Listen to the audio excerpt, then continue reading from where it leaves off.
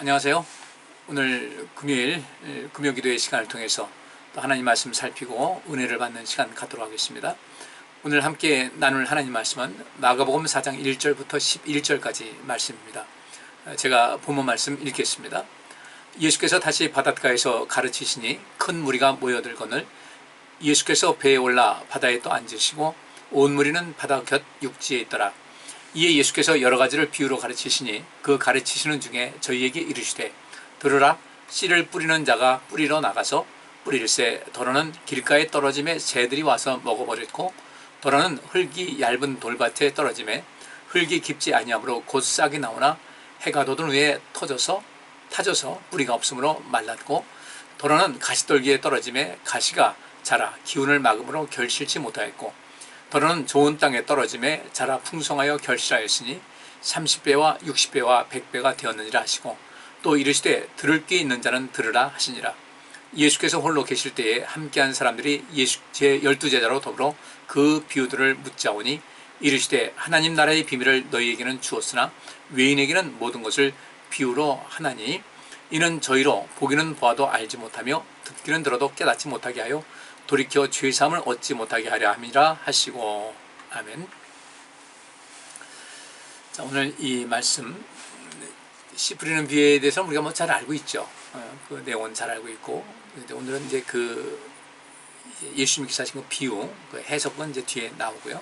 그건 다음 시간에 또 이렇게 좀 더 자세히 살펴보기로 하고, 예수님께서 계속해서 이 가버나움, 곧 갈릴리 바다 북쪽에 있는 그 가버나움이라는 곳에서 하나님 말씀을 계속해서 가르치시고 그들을 또 치유하시고 또 그들을 괴롭히는 귀신들을 쫓아내시면서 주의 귀한 일, 이 생명사를 감당하신 가운데 다시 또 바닷가에서 또 가르치셨어요. 어디가 그곳이 어딘지는 모르지만은 바닷가에서 가르치시는데 역시 마찬가지로 전에도 그랬듯이 또 큰 무리가 예수님께 모여들었어요.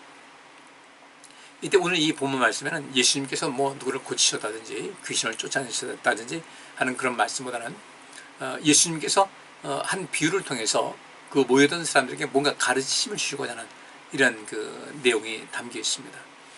엄청나게 많은 사람이 모여드니까 또 전과 같이 예수님께서는 배를 하나 준비해서 그 배에 올라가 서시고 또 올라가 앉으시고 그 다음에 이제 그곳에서 많은 사람들을 이제 가르치셨는데 이때 그 여러 비유를 통해서 말씀하셨는데 그 중에 한 비유가 오늘 본문 말씀에 이제 기록이 된 거예요. 저에게 이르시되 들으라. 씨를 뿌리는 자가 뿌리러 나갔는데 뿌렸는데 더러는 길가에 떨어지니까 새들이 와서 바로 먹어버렸고 또 어떤 그 씨는 흙이 얇은 돌밭에 떨어졌는데 흙이 깊지 아니하므로 곧 싹이 나오긴 하지만은 해가 돋은 후에 그것이 타져서 뿌리가 없으므로 말랐다. 제자는 가시떨기에 떨어졌는데 가시가 자라서 그 기운을 막음으로 결실지 못하였다. 우리나라도 요새 보면은 그 옛날에는 그 칡을 캐서 그것을 또 이렇게 세금을 삼는 사람들이 있었는데 요즘은 그 외에 먹을 것이 하도 많다 보니까 이 칡을 캐는 사람이 이제 점점 사라지는 거예요. 또 노인들도 이제 또 나름대로 이렇게 파서 캐서 이제 또 자기 생업에 도움도 주고 또 어떤 누군가에 주기도 했는데 이제 그런 사람이 없다 보니까 이 칡이라는 것이 그 뿌리가 땅 속에 있는데 그 이파리가 넝쿨이 돼가지고 얼마나 크게 자라는지 몰라요. 근데 그것이 이제 곳곳에 퍼져 있습니다. 우리나라가 저거 좀 빨리빨리 정리를 해야 되는데 그 생각 드는 것은 이 이파리가 넓다 보니까 또 이 번식이 굉장히 강해요. 그래가지고 한여름 되면은 완전히 어떤 풀밭이면 풀밭이 완전히 덮어버리고 어떤 데는 나무에다가 이제 딱 걸러가지고 계속 타면서 여기저기 뻗어 나가면서 나무를 전부 다 덮어버리니까 실제로 이 넝쿨이 또 넝쿨이 그 잎에서 나온 이파리가 그 나무를 덮어버리니까 자기는 사는데 나무는 죽어버리는 거예요. 똑같은 거죠. 씨를 뿌렸는데 가시 덜기에 떨어졌어요. 그 가시대가 떨어지니까 이게 가시가 자라서 기운을 막아버린 거예요. 칡과 같이 칡잎까지 기운을 막으므로 결실지 못했다. 또 더러는 좋은 땅에 떨어지며 자라 무성하여 결실하였으니 30배와 60배와 또 100배가 되었다. 그러면서 주께서 하신 말씀이 들을 귀 있는 자는 들으라고 하셨어요. 굉장히 중요한 내용이라는 거죠. 들을 귀 있는 자는 들으라. 그리고 예수님께서 이제 비유를 말씀하시고 끝쳤는데, 예수님께서 홀로 계실 때 그 함께 한 사람들, 또 12제자들, 이들은 그 수는 많지 않은 것 같아요. 많지 않은 그 사람들이 모여서 그 비유가 무슨 뜻인지를 물은 거예요. 그러니까 예수님께서 하신 말씀이 11절에 하나님 나라의 비밀을 너희에게는 주었으나 외인에게는 그런 것을, 이 모든 것을 비유로 한다. 그 이유는 무엇인가? 왜 비유로 할 것인가? 다른 것이 아니라 저희가 보기는 보아도 알지 못하고 듣기는 들어도 깨닫지 못하게 하여 돌이켜 죄사함을 얻지 못하게 하려 함이라. 왜 그러셨을까요? 보기는 보아도 알지 못하고 듣기는 들어도 깨닫지 못하게 하려고 비유를 들어서 말씀하셨다. 근데 그렇게 그 보기는 보아도 알지 못하고 듣기는 들어도 알지 못하게 비유로 말씀하셨다는 것은 어떤 의도가 있는데, 그 의도가 뭔가 했더니 돌이켜 죄사함을 얻지 못하게 하려고 하려 함이라 그랬어요. 이 말씀 보면 이미 우리 주님께서는 어떤 사람들은, 어떤 무리들, 어떤 사람들은 아예 처음부터 죄사함을 얻지 못하게 하려고 그렇게 하셨다라고 이야기 됩니다. 이것이 뭐 예정론에 또 의해서 또 사용되기도 해요, 이 구절이. 근데 사실은 그 얘기는 아니에요.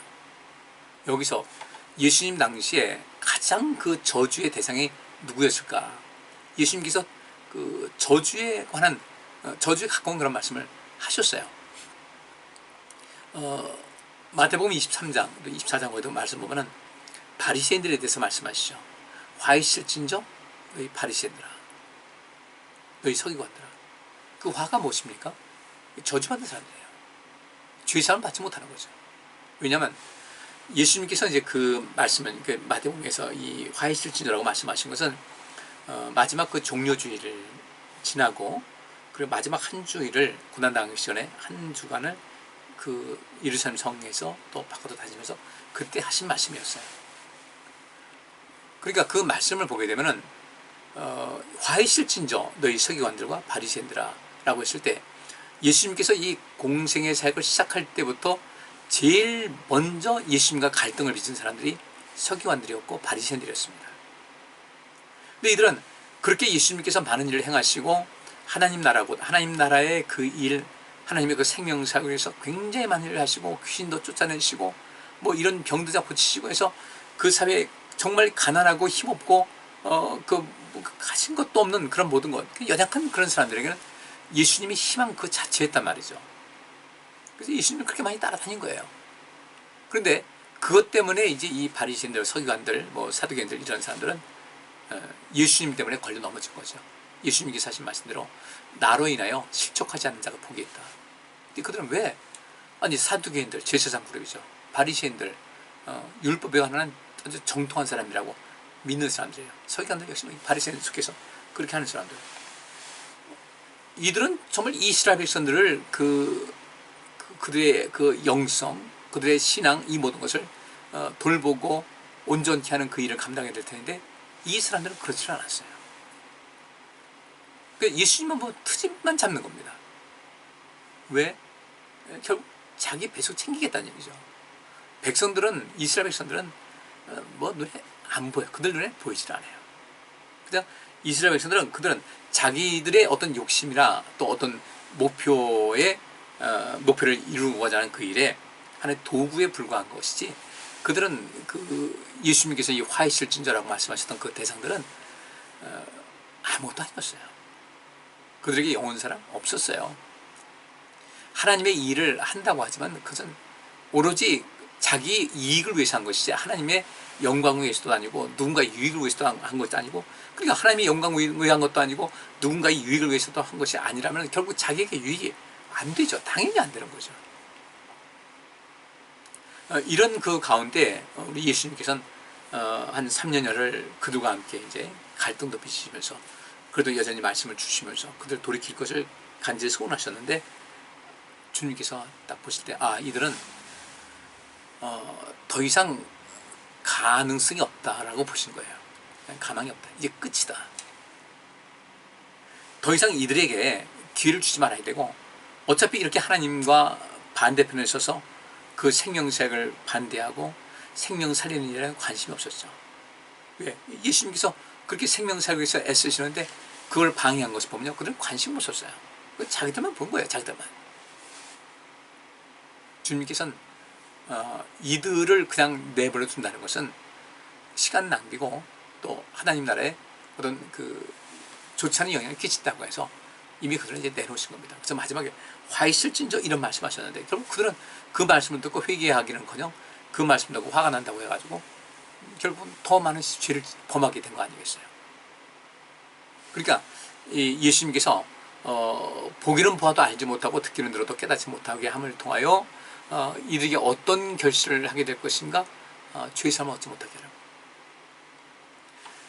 어느 한 사람을 봤는데 그렇게 하신 것이 아니라 3년 동안 계속해서 다니시면서 뭐 예루살렘 성이야 뭐 오죽하겠습니까, 뻔히 아는 그런 사람들이에요. 그 당시에 예루살렘 성에는 5,000명 정도 들어가면 더 이상 살 수 없는 그런 그 지역이라고 하니까 여러분들 지금 뭐 항공모함도 미국의 그 항공모함 하나에도 5,000명이 승선한다고요. 근데 예수님께서 그들이 또 5,000명만 있었던 것이 아니라 있었던 것은 거기다 항상 거기 있었던 것은 아니죠. 좀 자리가 비었겠죠. 예수님을 모르는 사람이 없었고 예수님께서도 그 당시 그 사회적으로 유력한 사람들, 종교적으로 유력한 사람들은 알고 계셨을 텐데 그들이 전혀 안 변한 거예요. 그러니까 저들이 결국 하나님의 심판받아서 그래서 그것이 또 하나의 하나님의 어떤 가르침의 대상이 될 필요가 있다는 것이죠. 바울이 그랬잖아요. 고린도 교회 성도들에게 봐라, 우리 조상들이 또 우리 이스라엘 백성들이 옛날에 광야에서 그렇게 하나님 원망하다 죽지 않았냐. 그래 우리가 원망하지 말자. 똑같은 거예요. 이때 하나님께서도 그 악인을 또 필요한 대로 어떤 악인이 필요할 때가 있어요. 그 악인을 거기서 쓴다고 한 겁니다. 그리고 여기 나오는 예수님께서 하신 말씀대로 여기서 돌이켜 죄의 삶을 얻지 못하게 하려 함이라는 이 말씀은 이들은 전혀 전능하신 하나님께서 보셨으니까 또 예수님께서 보셨으니까 그것은 정확했겠죠. 절대로 구원받지 못할 사람에게서 하신 겁니다.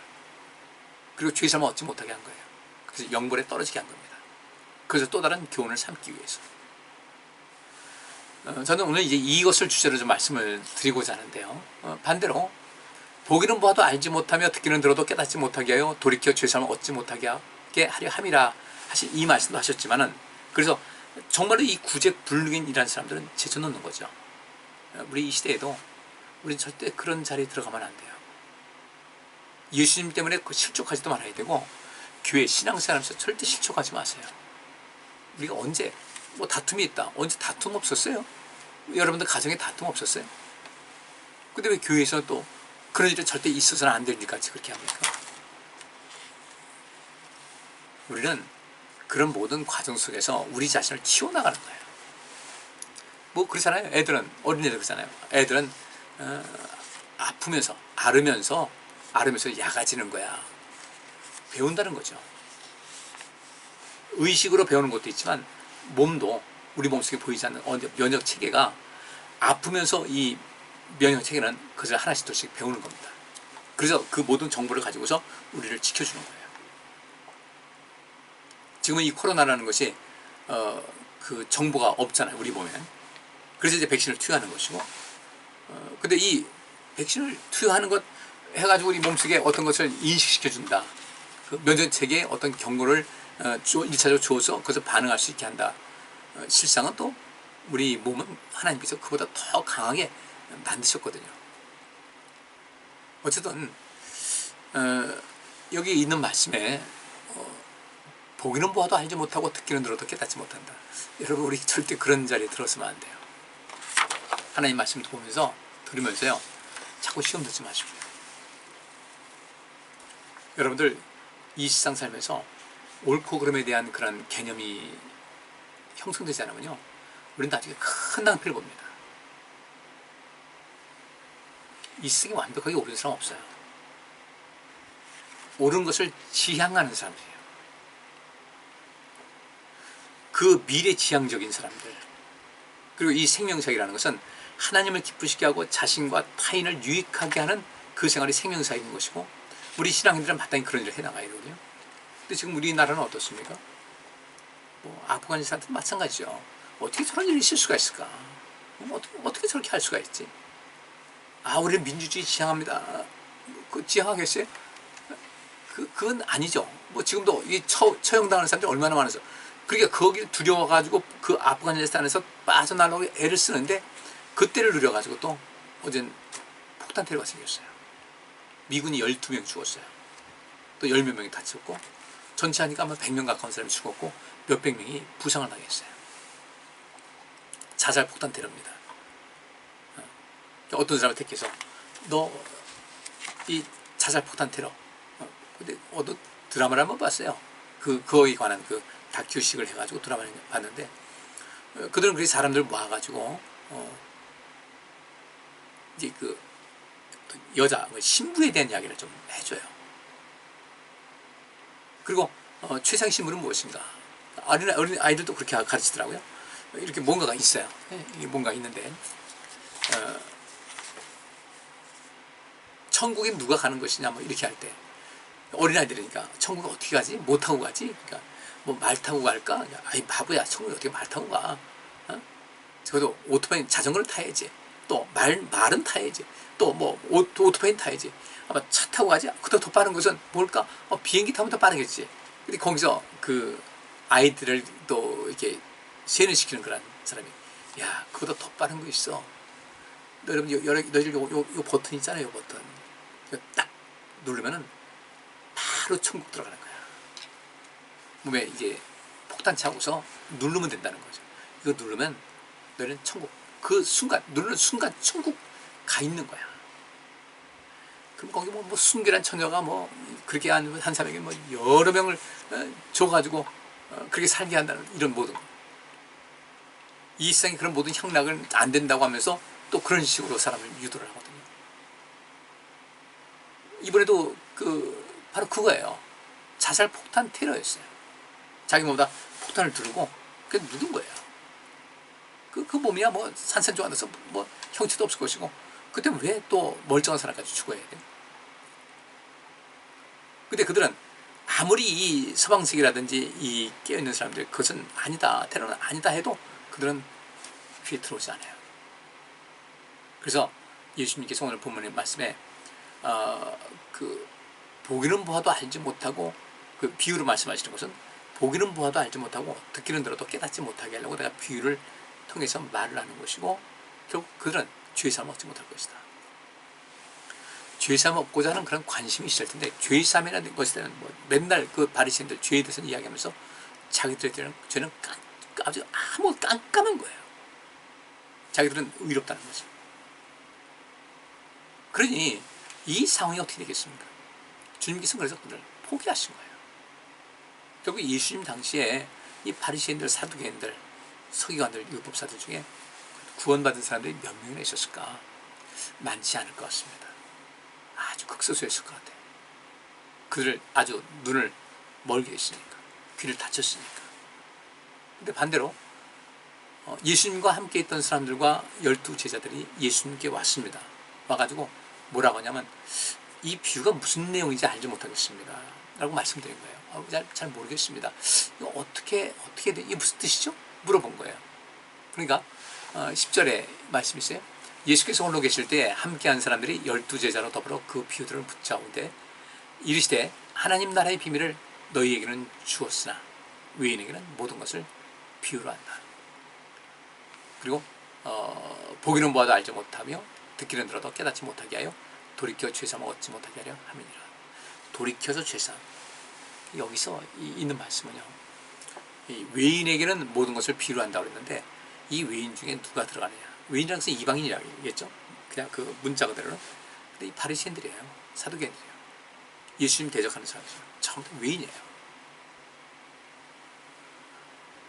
그 강팍함이 도에 지나쳤다고 하던 하나님께서도 모든 것을 아시는 하나님께서는 그를 악인이 필요한 때가 있는데 그때 그냥 쓰시는 거겠죠. 그리고 주께서 하신 말씀이 이렇게 이 말씀이 무슨 뜻입니까? 라고 물어보러 온 사람들에게 주께서 하신 말씀이 하나님 나라의 비밀을 너에게는 주었으나 외인에게는 모든 것을 비유로 한다. 이게 똑같은, 이게 누가복음에도 이제 이 내용하고 똑같은 말씀이 있는데 거기는 이렇게 되어 있어요. 누가복음 8장 10절 보면 가라사대 하나님 나라의 비밀을 아는 것이 너희에게는 허락되었으나 다른 사람에게는 비유로 하나니 이는 저희로 보아도 보지 못하고 들어도 깨닫지 못하게 하려 함이니라. 이 말씀이세요. 여기 마가복음에서는 하나님 나라의 비밀을 너희에게는 주었다 그랬는데 누가복음 8장 10절 말씀 보면 하나님 나라의 비밀을 아는 것이 너희에게는 허락됐다 그랬습니다. 하나님 나라의 비밀이 뭘까요? 이거 좀 살피셔야 돼요. 하나님 나라, 천국으로 봅시다. 하나님 나라, 하나님 통치 이렇게 되는데 하나님 나라는 일단 천국이니까 예수님께서 그 함께 다녔던 그 강도에게 오늘 내가 나와 함께 낙원에 있을 것이다 라고 말씀하셨고, 또 그 바울도 역시 마찬가지로 낙원에 있는 그것을 봤고 들었는데 말로 다 표현할 수 없다고 이렇게 이야기를 하고 있습니다. 엄청난 것이었죠. 그러면 하나님 나라의 비밀을 너에게 주었다. 또 누가는 하나님 나라의 비밀을 아는 것이 너에게는 허락되었다 할 때 이 하나님 나라의 비밀의 그 핵심은 생명과 생명력이 충만한 삶이에요. 영원한 생명, 또 영원한 생명의 생명력, 넘치는 생명력. 이것이 굉장히 중요한 거예요. 또 그 뒤에 그 모든 것이 뒤에 영생을 얻게 되죠. 영원한 생명을 얻게 돼요. 상급으로. 또 그 외에 이 땅에서 영생을 얻는 것 외에 또 다른 엄청난 상급이 있지 않겠습니까? 하늘에서 너의 상이 크다. 이런 말씀. 성경이 그 말씀 있듯이 이런 데서 우리가 관심 가져야 될 것은 하나님 나라의 비밀을 아는 것이 너에게는 허락되었다. 하나님 나라의 비밀을 너에게는 주었다라고 할 때 그 하나님 나라라는 그 자체는 정말로 최고의 행복이거든요. 최고의 행복. 바꿔 말하면 여러분께서 뭔가 소원하는 것이 있다 할 때 그것이 다 채워진다고 보시면 돼요. 물론 그 이상이죠. 그거 채워진다고 해서 육적인 것에 만족해야 얼마나 만족하겠어요. 예를 들자면 그렇게 된다는 것이고, 거기서 이제 하나님 나라의 비밀, 그 엄청난 하나님 나라의 비밀, 생명과 생명력의 원천되는 하나님 나라, 하나님께서 직접 통치하시고 돌보시는 그 하나님 나라, 이것이 과연 우리에게 어떻게 다가오고 있습니까? 참 굉장히 소중한 거예요.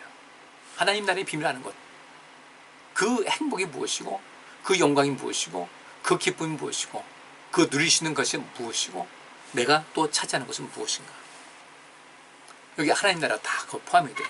근데 이 하나님 나라의 비밀을 아는 것이 너에게 허락됐다. 또 오늘 본문 말씀은 하나님 나라의 비밀을 너희에게는 주었다는 거예요. 그러면 이 정도면 우리 인생이 어떻게 변할 것이라는 것은 잘 아시겠죠. 굉장한 것을 얻는 거예요. 우리 삶이 영광이 있고 존귀가 있고요.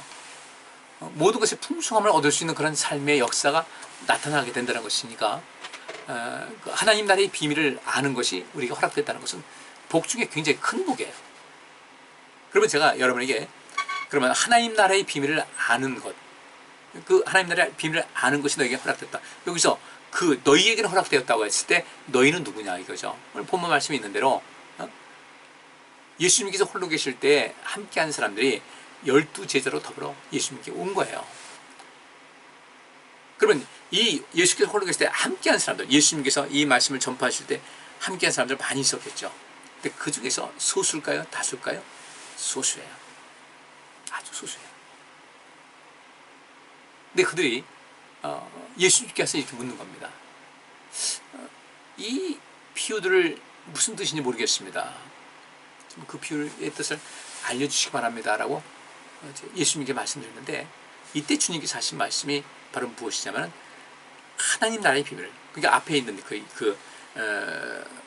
뭐랄까요, 그 씨 뿌린 비유 있잖아요. 이것도 다 하나님 나라에 관한 그런 것이니까 그 씨 뿌리는 것에 대한 그 비유를 알고 싶다는 거죠. 또 예수님께서 그 어떤 하나님 나라를 처음부터 이 마가복음에 보면 1장 15절부터 하나님 나라가 가까웠으니까 했으니까 이런 모든 것이 많이 예수님께로부터 들은 것이 있을 텐데, 이 비유와 하나님 나라 이런 것도 역시 관심 있게 봤겠죠. 그러니까 예수님께서 하신 말씀이 나에게 이것이 무슨 뜻이냐고 물으러 온 너희에게는 하나님 나라의 비밀을 아는 것이 허락이 되었다라고 주께서 말씀하시는 거예요. 또 마가복음에 쓰인 대로 하나님 나라의 비밀을 너희에게는 이미 주었다는 거죠. 하나님 나라의 비밀을 주었다. 하나님 나라의 비밀을 우리가 주었고 우리도 그래서 알게 됐다. 이거 뭐 보통 큰 복이 아니죠. 근데 이들이 이런 그 주님께로부터 하나님 나라의 비밀을 아는 것이 허락되었다. 하나님 나라의 비밀을 너에겐 주었다라고 말씀하신 그 가장 무엇을 했기 때문에 이들이 이런 말씀을 듣는가? 다른 것도 아니죠. 여기 주님께서 말씀하시기를 이것을 말씀하셨을 때 10절에 예수께서 홀로 계실 때 함께한 사람들이 12제자로 더불어 그 비유를 묻자오되, 그 비유가 무엇인지 물은 거예요. 바꿔 말하면요, 지금 우리 이 시대의 그 상황으로 말한다면 은혜 받기를 갈망한 거예요. 하나님 말씀을 듣고 은혜 받기를 갈망하고 하나님 그 말씀을 좀 더 많이 알고 싶어서 애쓰는 거예요. 예수님께서 비유 말씀하신 거 이거 하나님 말씀이잖아요. 예수님께서 하나님이시니까. 근데 그런 모든 것에 관심을 갖는 거예요. 관심을. 하나님 말씀을 관심 갖고 이 말씀이 무슨 뜻인가 살피는 거예요.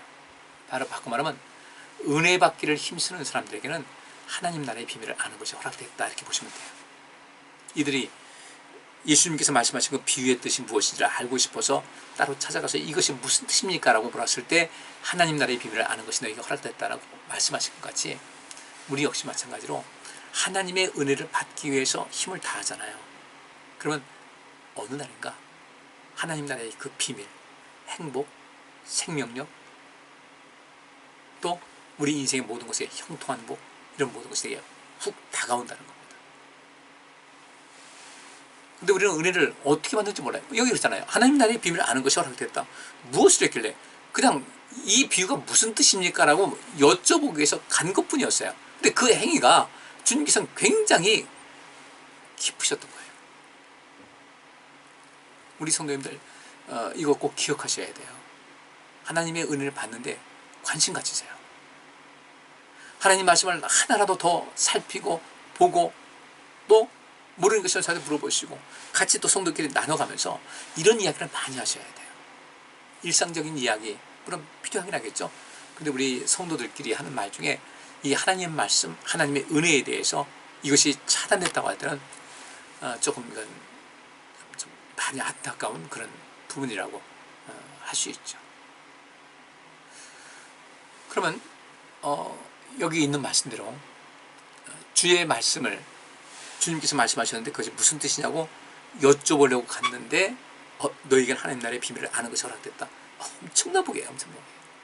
그러면 이런 너희에게는 하나님의 나라의 비밀을 아는 것이 너희에게는 허락되었다라는 이 엄청난 복과 평가와 칭찬을 받기 위해서는 어떻게 될 것인가? 쉽습니다. 신앙생활 열심히 하시는 거예요. 신앙생활 열심히 하는 것 자체가 이것이 하나님께서 보실 때 기뻐하시는 거예요.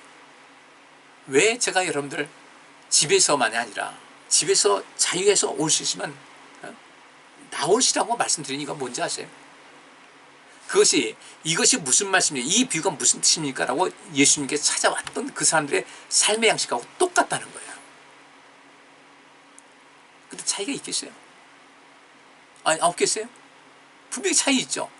주님께 나와서 내가 시간이 정 안 되면 몰라도 나올 수 있을 때 나오라는 거예요. 나와서 하나님께 나와서 예배하고 할 때 주께서 하나님 나라의 비밀을 아는 것이 너에게 허락됐다. 안 나오게 되면요. 안 나오는 것을 제가 정지하는 것은 아니에요. 근데 여러분들이 집에 있을 때는 나오시라는 거예요. 안 나오는 건 내가 정지하지는 않아요. 여러분의 선택이고. 그런데 그 가운데서 하나님 나라의 비밀을 아는 것이 허락되지 않을 수가 있다는 겁니다.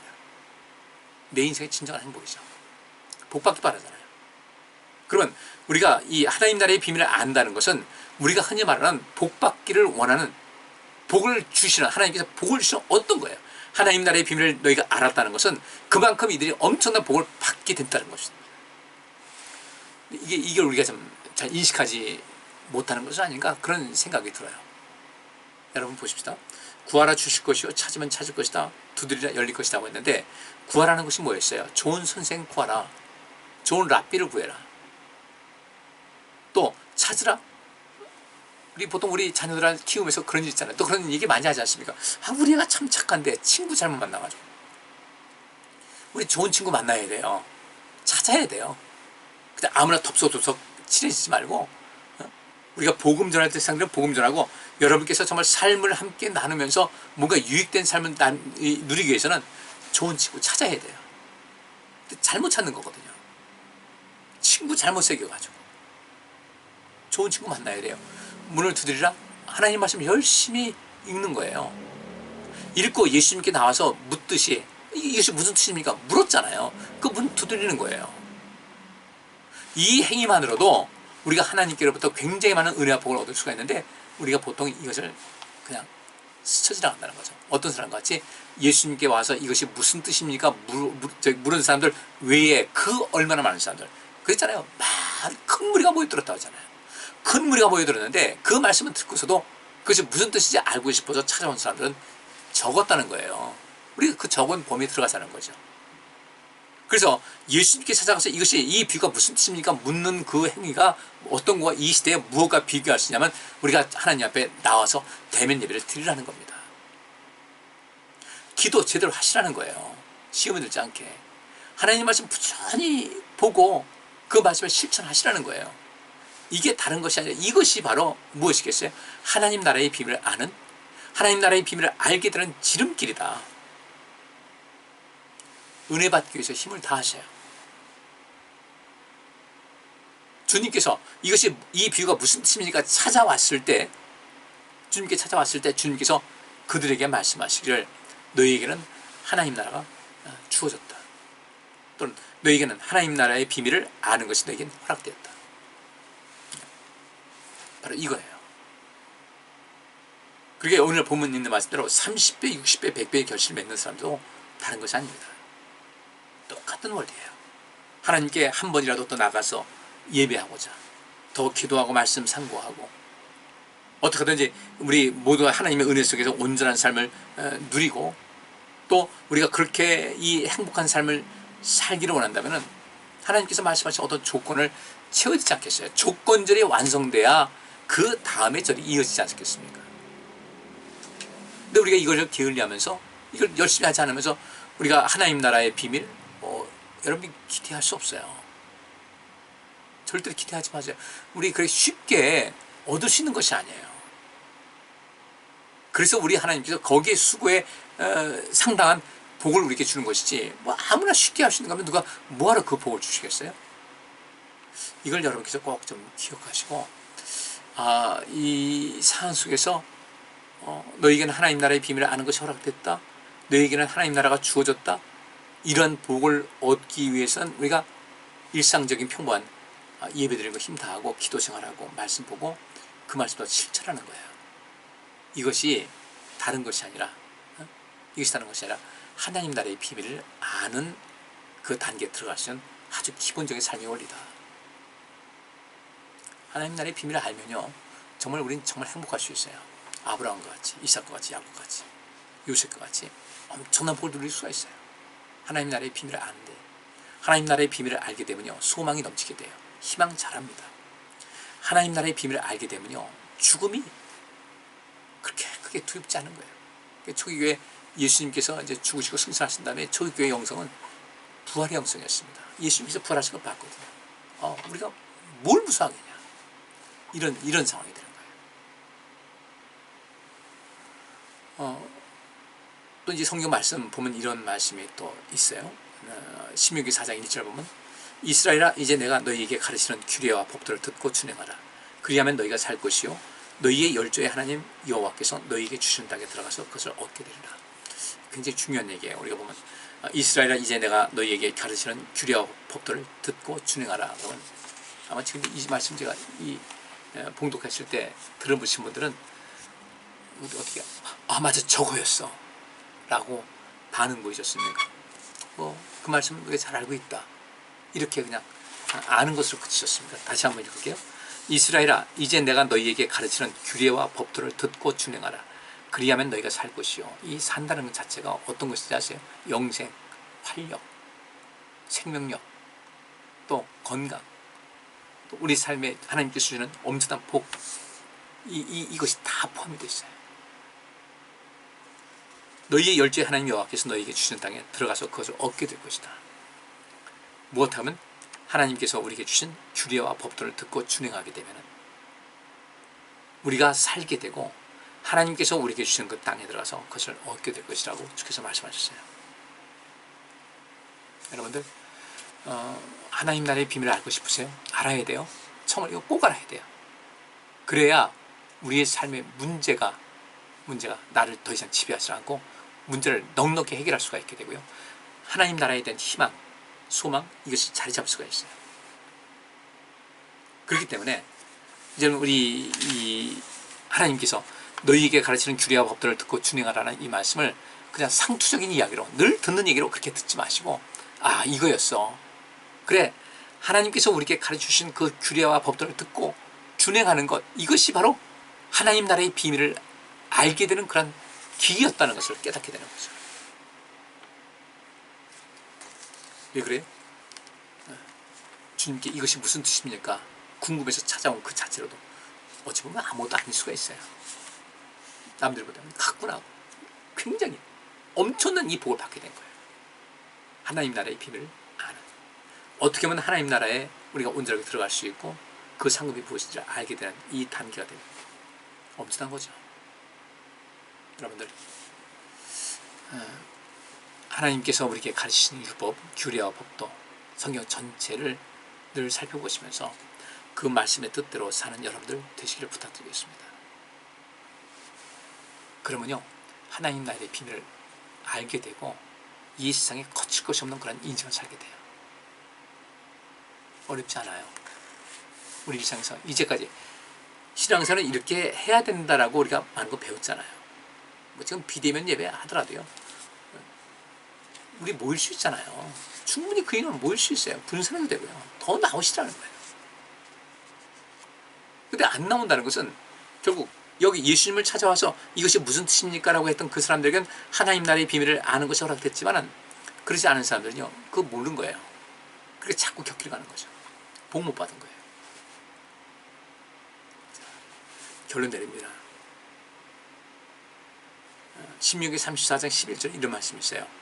너희 소자들아 와서 내게 들으라. 내가 여호와를 경외함을 너희에게 가르치리로다. 주님의 말씀을 가르칠 때 그 말씀을 귀를 기울이셔요. 잘 배우셔요. 규례와 법도를 듣고 준행하세요. 그러면 여러분 인생에 하나님 나라의 비밀이 무엇이 하나님 나라가 도대체 어떤 비밀인지를 알게 되고 그 속에서 여러분 삶은 흐트러짐 없이 멋진 인생을 살게 됩니다. 꼭 그렇게 사시기를 주의 이름으로 축복합니다. 자 오늘 여기까지 마치겠습니다. 기도합니다. 하나님 저희들 참 믿음의 사람이 되어서 예수님께서 비유로 말씀하실 때 그 뜻을 좀 더 깊이 알고자 예수님을 찾아갔던 그 사람들에게는 하나님 나라의 비밀을 아는 것이 허락되었다는 칭찬을 들었습니다. 너희에게 하나님 나라가 주어졌다. 우리도 그런 삶을 살아야 할 텐데 주님 저희들 주님을 향해서 열심을 내는 발걸음 되게 하여 주옵시고 우리 모두가 이 하나님 말씀을 또 듣기 위해서 자주 모이고 예배드리고 기도하고 하나님 말씀을 상고하는 이런 삶을 살 수 있도록 저에게 용기를 더하시고 저에게 이것을 꼭 깊이 읽고 수행해서 주님의 온전한 삶이 되길 원합니다. 주님 도우셔서 저희도 이제부터 하겠습니다. 주님 도와주옵소서. 율법을 듣고 또 순종하고 그걸 지켜나가는 그런 삶 하나님 말씀 전체를 소중히 여기며 그 말씀대로 살고자 하는 이런 삶 우리에게 하나님 나라의 비밀을 알게 하는 좋은 조건이 되는 줄 믿습니다. 저희들 복되게 하여 주옵소서. 예수 그리스도 이름으로 기도합니다. 아멘. 예, 감사합니다. 편안한 밤 되시기 바랍니다.